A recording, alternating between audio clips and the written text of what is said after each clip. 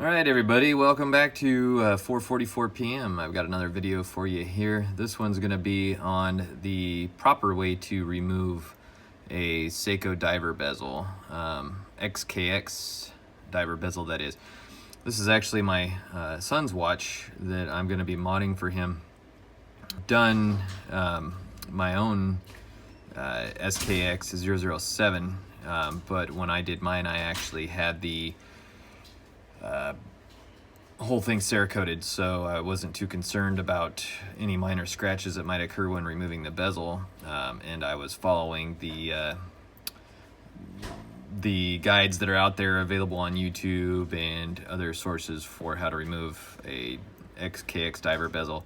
And I did incur a couple little scratches on mine, and wasn't too happy about that, but they cleaned up with the bead blasting process and Cerakoting to make it not visible.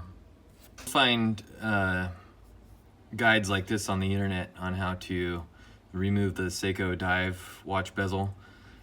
This one is from a website. I don't know if you could see the URL there, but I won't mention the site.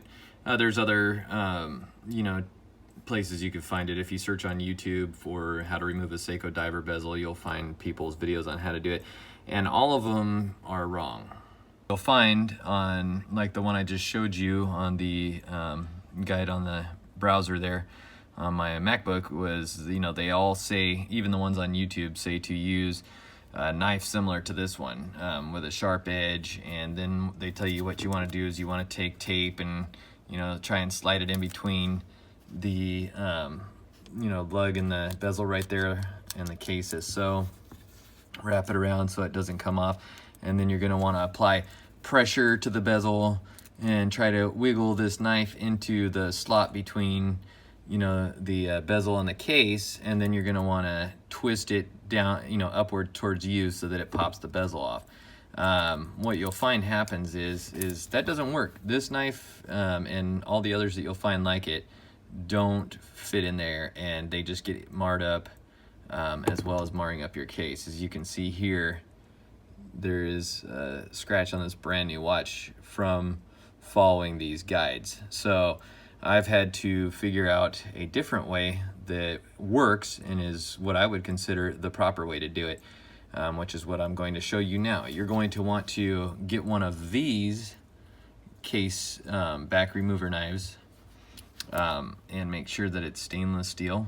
You can find these in the Amazon watch repair kits, fairly cheap. You can get them by themselves. They don't cost hardly anything at all, and if you get the whole kit, you can get lots of other stuff that's useful.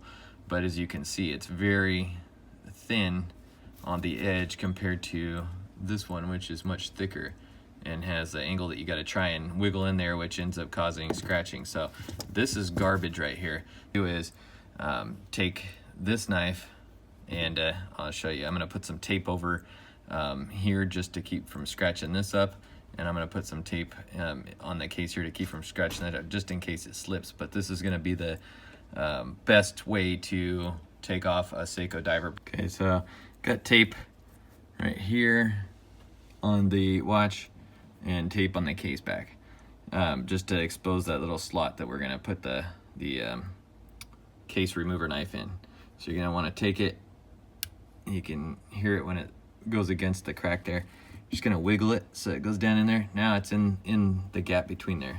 Okay, so now I'm going to take it, turn it in. You're just going to pry down like that, and now it's off. It's that easy. But this way, I took the bezel off, didn't mar up the case at all, and everything is fine. So, and it takes 2 seconds to come off. I mean, it's literally that simple. Pops right off, boom. This way, don't do. If you're looking at the guides online and following those directions, it might seem like it's going to be easy. But I don't know what those people are doing on there. They must have already had their bezel off, or making it look like it's still attached and prying it off, but or they just don't care if they mess their case up or not. But anyhow, this way right here, best method. Just pop it in there, boom, it's off.